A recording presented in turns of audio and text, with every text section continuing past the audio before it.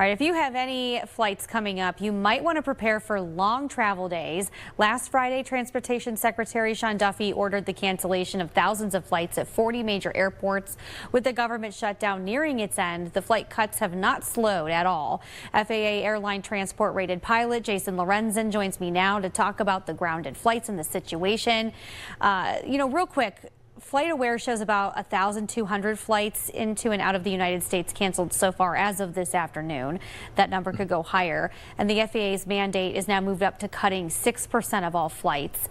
Have you ever seen a shutdown have this much impact on air traffic?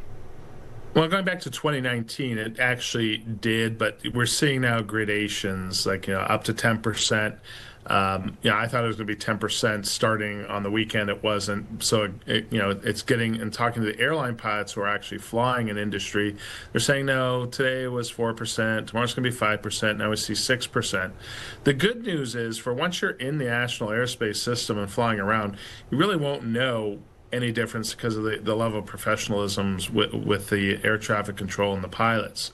However, it's on the ground. It's like when you're, trying to get to the airport.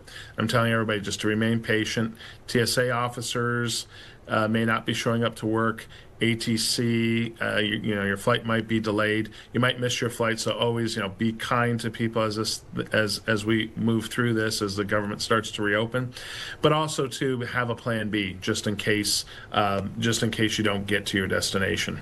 Now, if the government does reopen as planned soon, I'm wondering how long it will take for some of these canceled flights in the backlog to catch up, because we're hearing this morning that it could linger into really the Thanksgiving travel period.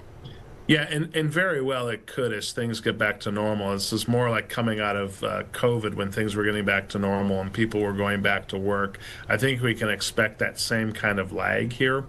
And again, just be exceptionally patient. Give yourself enough time if you're flying. If you used to give yourself 2 hours, definitely I would double it to 4 hours to get to the airport. Of course, somebody like me, I like airports. The earlier the better for me. But generally, and of course, be nice to the people who are there, especially as things start to open. These folks went without a paycheck for almost 40 days, so it's at least 2 to 3 paychecks, and they have pressures on them, of course, and the pressure of being back to work. With the extended cancellations, this 6%, will that maybe help some of the TSA and air traffic controllers for a short time here if there were long lines, you think? Yeah, I think, again, I'm not seeing in terms of travel, I'm not seeing it die down anytime soon.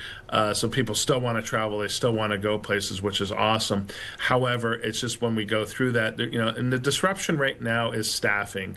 And across the country this morning, a lot of it is staffing with ATC, staffing with the TSA, but we also had something else the last few days, and that's called snow, and which really affects us here. And a lot of the delays on top of the ATC and the TSA issues are things like de-icing. It takes a little bit longer.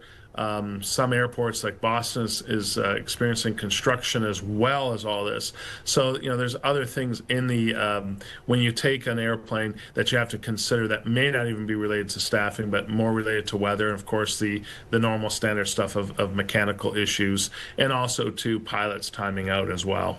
All right, Jason, thank you so much for joining us, as always, giving us insight on what's happening in the skies and what's grounded, at least at this point. Thank you so much for being here.